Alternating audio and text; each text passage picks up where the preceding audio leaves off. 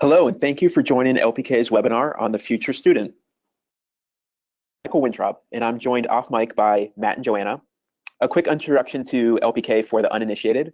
We are a brand and innovation consultancy that shapes the now, near, and next for our clients. I head the strategy group here, and Matt and Joanna lead much of our work with institutions and brands in the field of education. They'll also be helping me with to moderate this session as we go. And our aim today is to give you a better sense of who Gen Z is and what is driving change around this cohort. And finally, how you can think about responding to these changes. This material was originally presented with our partners from the University of Cincinnati last November at the AMA's Symposium for the Marketing of Higher Education. Now, if you have questions along the way, please enter them into the dialog box in your control panel. We'll do our best to collect them up and answer some of them at the end of the talk. So obviously, we're here to talk about the future student and Generation Z. Now, there's always some debate as to the precise moments where one generation stops and another one begins. But what is not debatable is that there is a clear delineation between the values, the attitudes, and the behaviors of Generation Z as compared to millennials and Gen Xers, the generations that came before them. For the sake of clarity today, we are defining Gen Z as those born between 1997 and 2010. Though our study focuses more on those already in their teens or born before 2004. This is vital because Gen Z is the next decade plus for higher education. We know in many categories that youth is the driver of change, and this is especially true in higher education. Now, Bill Gates said, "We always overestimate the level of change that will occur in 2 years and underestimate the amount of change that will happen in 10 years. At LPK, and the way that we have partnered with the University of Cincinnati, we believe the ability to understand trends is a strategic tool for identifying newness in changing context and then leveraging this change. When we are finally attuned to the subtle shifts and the nuanced changes in motivation, it offers us a competitive advantage and potentially offers you a competitive advantage as well." Now, when you hear the word trends, you'd be forgiven for thinking of maybe of hem lengths or similar things. But the truth is there are different kinds of trends that track different types of things.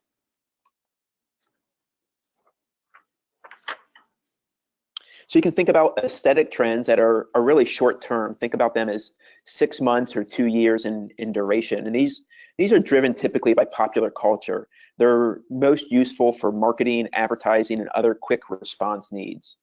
Then there are category trends, say 2 to 4 years in duration, that provide foundational understanding of a landscape and can be useful for product and service innovations.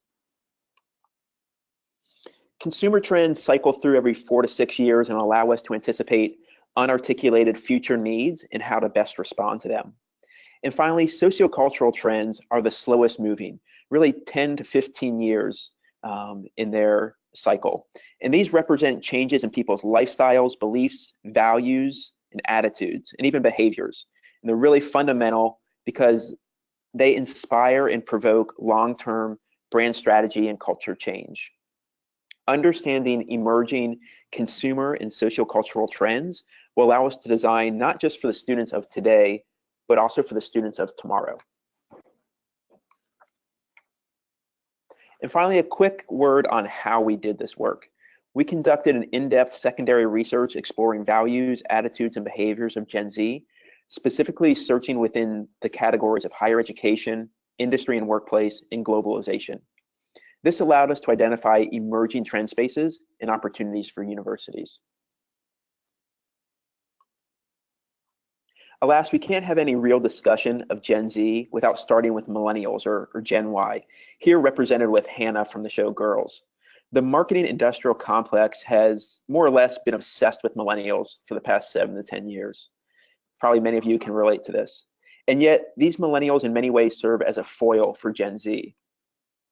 So contrast Alex from Modern Family with Hannah as archetypes for these two generations. The attitudes, values, and behaviors of Gen Z stand in stark contrast to Gen Y. And unlike most other generations, Gen Z is actually influencing up. These future students are coming of age in a different way than any of us probably have joined this webinar. First of all, they've been raised by Gen Xers in a time of economic volatility and conflict. So this group is not naive, but they do think differently than previous generations. Their world is one of a great recession. It's post 9/11. It's school shootings that happen virtually daily now. I'd say there was a loss of innocence, but in fact, they don't really recall a time of innocence like many of us might. They've had their eyes open to the world from the beginning. And so this reality has shaped them to be ambitious realists, unafraid to face reality. So a few quick notes to understand this generation at a high level. As a group, this group is increasingly diverse and globally aware and socially connected. The demographics for this group in the US are changing significantly. Hispanic population grew 4 times the total population in the 2000s, and more Americans are self-identifying as biracial. These changes are influencing the values and the attitudes of the entire generation. 73% of this generation believes in the importance of a linguistically and racially diverse America. For them, the guiding principle is race, gender, and sexual orientation and religion, they don't really matter. They think we're all unique and we're all equal. Now, as a rule, Gen Z is independent, passionate, and pragmatic. They're definitely less optimistic than maybe their older siblings as millennials, this older group that came before them.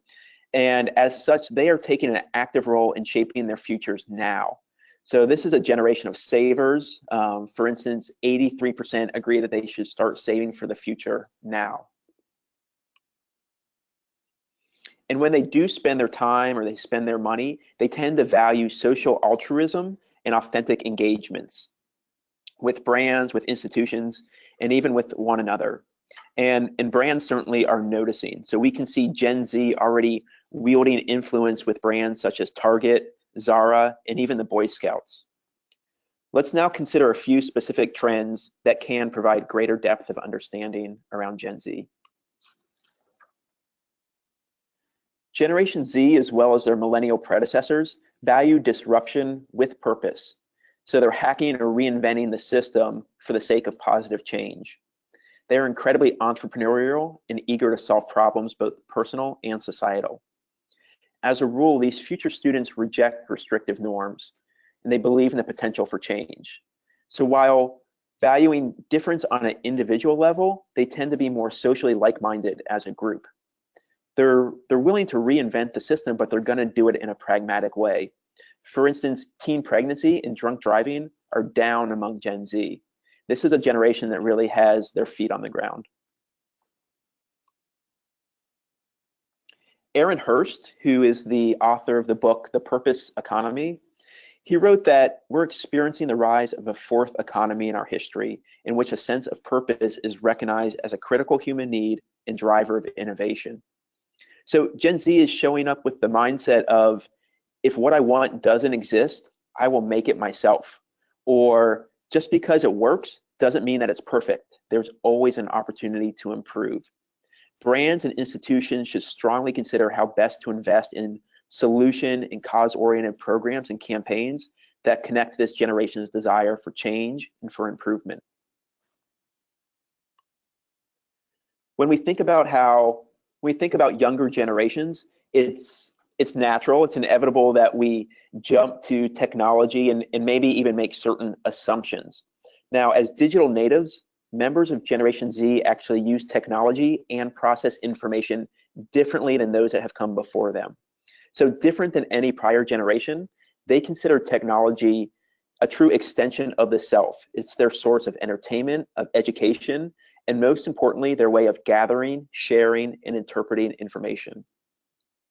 Gen Z consider technology a platform both for connection and for self-expression. So you can think about them as the curation generation, if you will, collecting and sharing amongst their sphere of influence. And being so connected to digital tools, they've actually developed neuroplasticity, or the ability to filter and process enormous amounts of information efficiently and with purpose. So I've heard some people say that this group has an 8-second filter for what is worth their time. It's basically the idea that the options out there are endless, but their time is not. So they become incredibly effective at filtering through all of this content to find the stuff that is worth their time. Also, their immediate and unfiltered access to information from around the world, it allows them to really generate varied perspectives within a single global community. And this is actually influencing their values around diversity. Looking at their habits, on average, members of Gen Z are using 5 devices per day, and 70% watch more than 2 hours of YouTube content each and every day. So they are more and more influenced by real people rather than celebrities. These real people or potentially kind of quote unquote influencers that now show up on YouTube and other platforms. When asked what platform they could not live without, 50% of Gen Zers said YouTube. And this is significantly a larger number versus Snapchat, Facebook, Instagram, and Twitter, none of which broke the barrier of 15%. And yet, these young people actually prefer to interact with friends and shop offline. So despite their love of technology, they want two-way conversations with brands and institutions that may be initiated online, but extend offline as well. So here you see the stat, 85% prefer to interact with friends in person versus on social media. So what exactly will this mean for higher education? Well, we do have some thoughts on that. First, the good news. Generation Z sees the value, understands the value of higher education. 81% believe that college is extremely or very important to having a desirable career. But this generation wants to pursue it on their own terms. So rather than choosing a single major or sitting through a large lecture, they are seeking a degree program designed according to their lifestyle and their career aspirations. We anticipate that future institutions will allow students to build their own degree programs and encourage multidisciplinary and experiential learning, and making this as accessible and customizable as possible. This cohort craves individualized solutions to education and to employment. They believe that everyone deserves the opportunity, but not all opportunities are created equal. So 72% say colleges should allow them to design their own degree program. We can envision opportunities to leverage big data to provide an individualized learning experience. Similar to their preference still for offline connections with friends, Gen Z too expresses a preference for the traditional college learning experience rather than online universities or boot camps. They do, however, see value in online and experiential learning. Again, this group is decidedly pragmatic and motivated, so they are more focused on gaining valuable work experience than on coursework or exams. A telling statistic here, 79% favor integrating employer internships with academic programs. We believe institutions best positioned for the future will be those that overinvest in experiential or cause-based learning, providing students with valuable real-world skills and mentorship. This could also mean exploring competency-based education versus exams or GPAs, and elevating multidisciplinary collaboration in degree programs, thus allowing students to interact with and impress upon one another. Additionally, Gen Z's entrepreneurial orientation is shaping changing expectations for higher ed. They are increasingly expecting practical courses in entrepreneurship, financial literacy, and similar topics in order to feel prepared for life after college. This group is wired to assume no safety net, and they must be prepared to fend for themselves. So universities can thrive by embracing the students' entrepreneurial approach, encouraging them to hack the educational system to meet their own unique needs. 42% expect to work for themselves during their careers, compared with an 11% national average. Raised during the recession, Generation Z is also wary of rising tuition costs and the threat of continued economic crisis. They understand the value of a college education, but they're less willing to bear the financial burden. As we just noted, their focus is on life post-college more than the degree itself. So looking to the future, institutions will be challenged with managing the tension between high cost and ideally highly valuable education with some expectation for an explicit return on investment.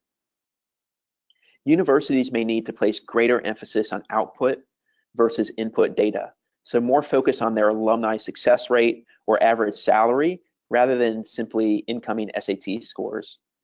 Other tactics might include empowering students to increase their speed to degree, thus incurring fewer costs. The overarching mindset here is college is a must-have, but I can only afford so much. A manifestation of this thinking. So a year or two ago, Columbia University launched the Columbia Internships Challenge. So this program was designed to award scholarships in the $2,500 scholarships to 140 students with unpaid internships. Many students wanted to work, or they wanted work experience in a creative and cause-oriented field, but they weren't willing to go into debt to do those or to take on that opportunity.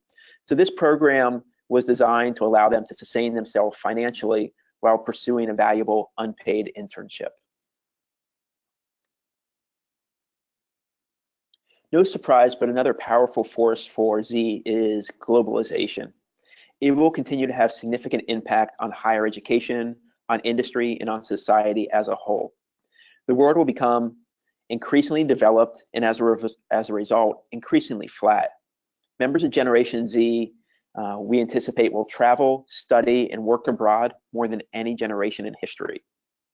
Progressive institutions must think and behave like the world is their campus, encouraging remote learning and study abroad programs for the majority of their students.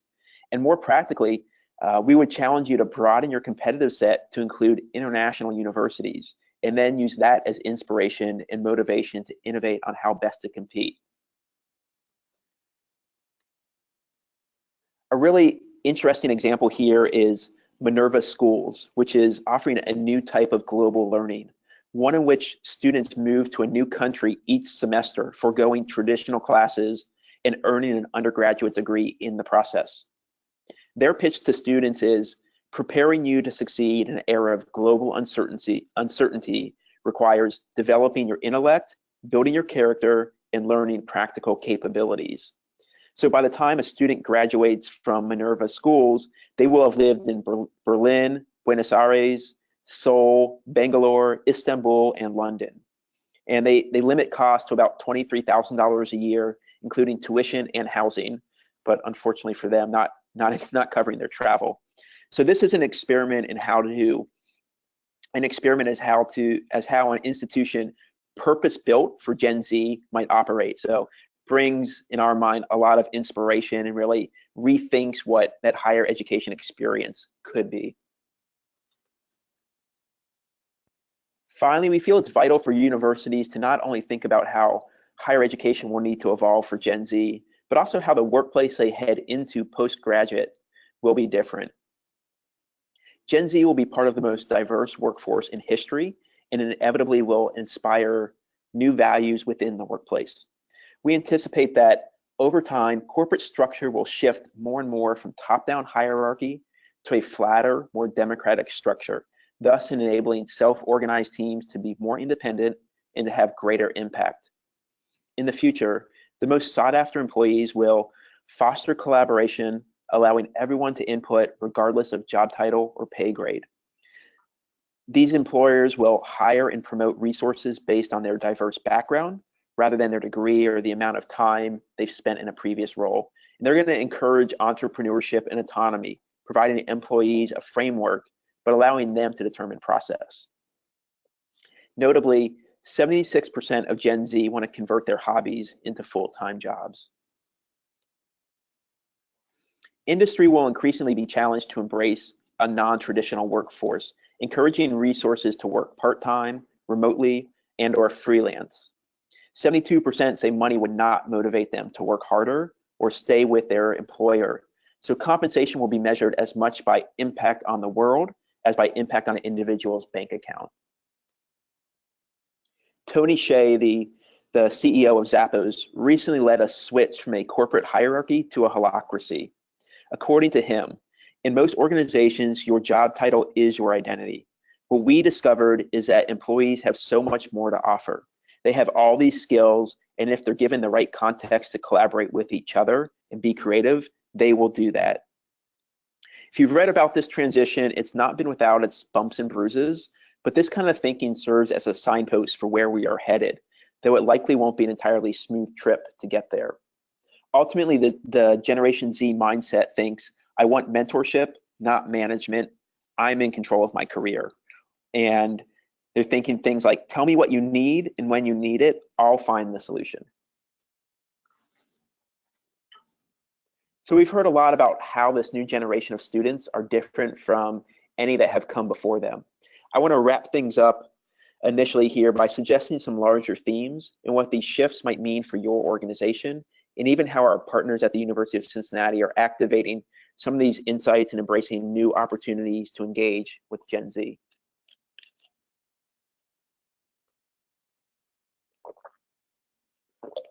The first theme is intuitive and on-demand. A couple of great examples of progressive brands that get this, really for any generation. So most of us know the basic Tesla story, but I want to mention how they specifically reacted to Hurricane Irma last fall. When residents were scrambling to evacuate South Florida, Tesla owners got a surprise to help them get out of the danger zone. Tesla pushed free software to extend their battery life, giving an extra 40 miles to their journey so vehicles could get farther on a single charge. This decision demonstrated a degree of brand forethought that simply feels intuitive. Owners didn't need to think about or ask for help. Remember, your audience is benchmarking your experience against every other brand experience they have, no matter if it's in education or somewhere else. The online apparel curation brand Stitch Fix is another great example. Stitch Fix has partnered with Goodwill to deliver a simple way to make a difference. So when you get your box of new clothes from Stitch Fix each month, they include in that a give back box in each delivery. And after you pick your new clothes, you can package up your old clothing to donate it to Goodwill. So they're using these donations to strengthen their local community through job creation and training. And that it's companies like these that really embody everything Gen Z wants to emulate. And then if we think about our partners at the University of Cincinnati, they've been developing all kinds of innovation ideas. So exploring and experimenting with on-demand classes, personalized digital learning spaces, even playing with things like, could they do Bitcoin for tuition or drones to deliver books and food to the dorms. But among all of those experiments, their North Star remains experience-based learning in their co-op program. So UC continues to invest and refine in this program as a true differentiator for its students. And they offer real-world experiences with some of the best companies in the United States and around the world, and doing all this while their students are still in school. Now, every student has the opportunity to alternate full terms of school and work to give a solid base of experience and actually graduate with a full resume. Because the thinking is, why wouldn't you use the scale and influence of a university to learn in a different way? And so that's actually an intuitive idea unto itself. Control. So Gen Z wants to be part of the solution. It's critical that institutions and brands enable a sense of agency in their users. For instance, the faculty at Stanford University recently identified a shift that they noticed in their incoming students. When they got to campus, these students were more familiar with the content, the material, than any students in previous generations. They were also showing greater integrative thinking and heightened collaboration skills. And these young students were considering both social and financial impact of their work already as 18 and 19-year-olds. So all of this prompted Stanford to step back and reevaluate the why of higher education. In response, they established Stanford 2025 Purpose Learning, where students were given the ability to declare a mission, not a major. And the intent was for students to combine their disciplinary pursuit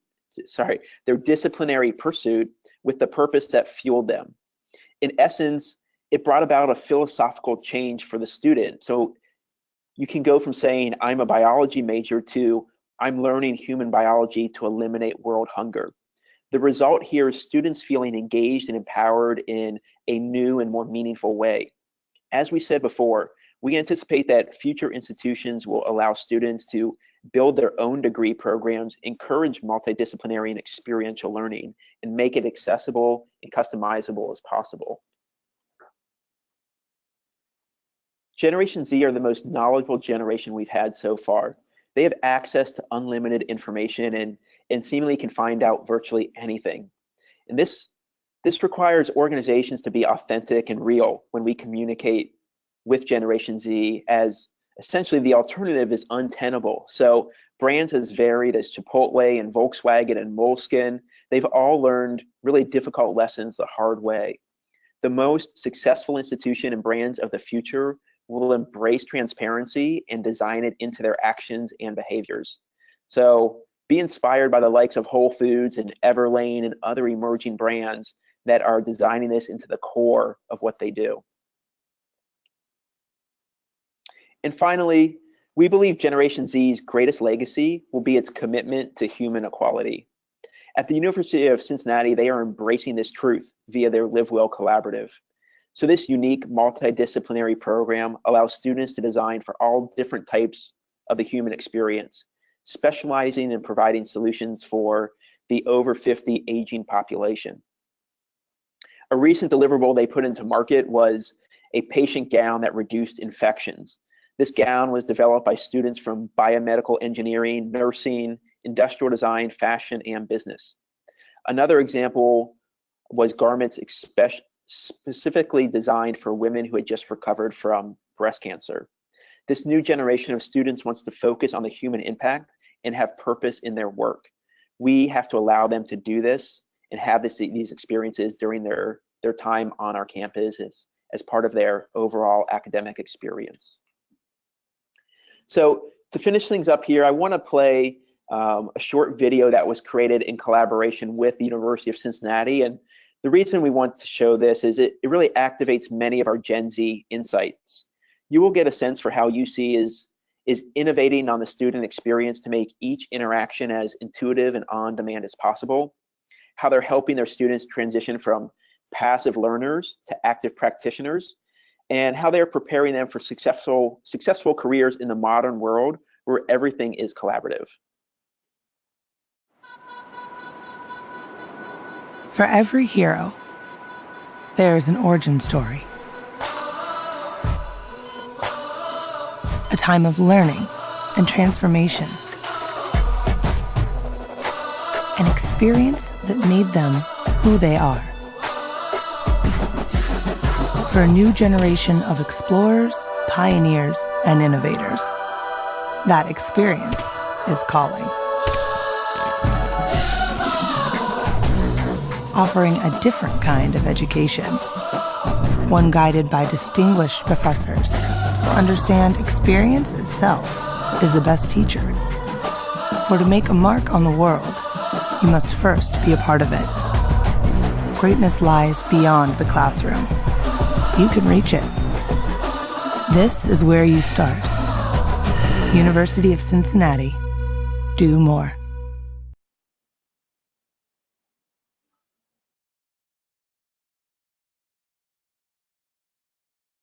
As we've been going, we've been collecting up some questions on Gen Z. So thank you for anybody who already added those. And if you have others, please go ahead and put those into the dialogue box, and we'll try to collect up the most relevant ones as we can. So a couple of the questions that we're looking at that I'll try to touch on along with my partners here from LPK. So one of them is, are we seeing these trends globally? And the short answer is yes. I'd say there is more consistency globally rather than not. And certainly one of the reasons I think we kind of touched on as we were going through is with technology. You're seeing a lot of these platforms that enable people to connect from around the world, and they're part of the same digital community and seeing a lot of the same content and a lot of the same influences and exchanging ideas in that way. Now, certainly you're going to see cultural translations and things that are going on in different countries and different cultures that, whereby these these basic values and attitudes might manifest a little bit differently. But the bigger picture things that we touched on with the generation, I would say yes, we're absolutely seeing at a global level, and really in a way that we never have before with previous generations. A second question we had is what or who is after Gen Z? If you remember that one of those first slides, just kind of showing the different generations in relation to each other. Coming after Gen Z is what we're calling Gen Alpha. So those are still kids. I got a couple of Gen Alpha kids at home. So I think it's going to be obviously interesting to see how that generation evolves, and how the world around them changes their set of values and behaviors. But at least for me and for LPK at the moment, I think kind of wrapping our heads around Gen Z is a big enough challenge. Although certainly depending on what category you're in, if you're in perhaps toys or gaming or apparel or things like that, you'd already be thinking about Gen Alpha as well. We had a question about sharing a link to studies quoted throughout. Yeah, we can try to pull together a bit of a bibliography to some of this content. I think for anyone who is able to join and register, even if you weren't able to join this portion, if some of your colleagues were able to register, within the next 48 hours or so, we're going to be kind of collecting up a video version of this that people, each of you and any of your colleagues will be able to download. So we'll see if we can potentially put some of those links or some of the bibliography into that email as well, so you can have some of the source material as well. All right, well, I think that'll do it for today. Again, we would encourage any of you that are interested in going deeper, having a more specific conversation relative to any challenges or questions you might be facing at your institution, your organization, to reach out to me and my colleagues, Matt, Joanna. Check us out on our LPK website. Certainly, we love having these conversations around Gen Z, around brands, around how we continue to take these insights and activate them, put them to work for your organization. So thank you all for joining. I really enjoyed it and hope to hear from many of you soon.